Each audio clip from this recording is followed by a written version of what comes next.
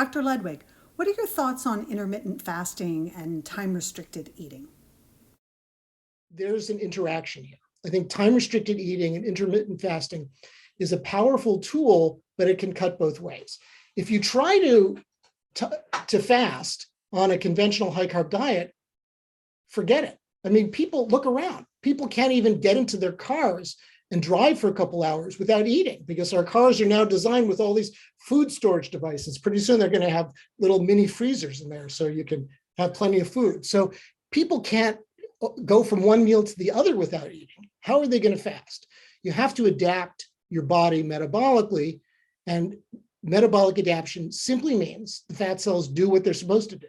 When you're eating, they efficiently store calories, so you don't have a big surge of triglycerides that are going to hurt your blood vessels.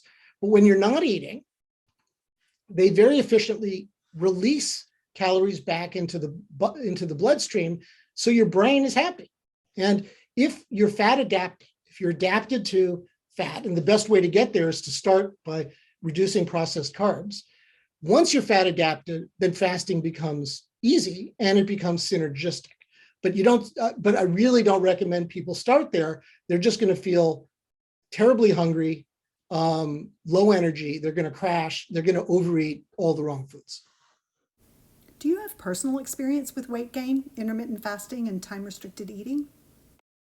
I was gaining weight excessively when I was in my 20s and early 30s. I got into this line of work and I dropped 20 pounds. And as I started eating a moderately low carb diet.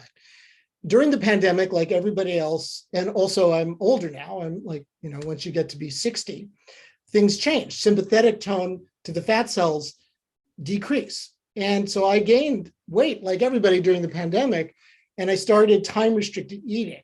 So the best way to do that is with strong coffee in the morning that promotes lipolysis in fat cells. If fat cells are lipolytic, there's no hunger. So you drink a lot of coffee, black, and then I can easily make it to 12:30. Time restricted eating is a form of intermittent fasting. And my weight just fell right back down to where it was. No hunger. I eat as much as I want the rest of the day. So, your guidelines for time restricted eating include number one, adapt your body to using fat as fuel, as outlined in phase 1 of your book, Always Hungry. Longer lasting satiety, which is a sense of satisfaction and fullness after eating, less hunger, and fewer food cravings are all signs that your body is becoming fat adapted. Number 2, enjoy strong black coffee, no sugar, first thing in the morning if you tolerate it. Caffeine stimulates fat cells to release fuel, noticeably reducing hunger for many people. Number 3, begin your first meal a bit later each day over the course of a week or two. See if you can reach noon or 1 p.m. without excessive hunger. Number 4, break your fast with foods that are higher in protein and fat, and avoid fast digesting, high glycemic load carbs. Choose phase 1 or phase 2 foods as described in Always Hungry. Number 5, have your second meal between 6 and 8 p.m.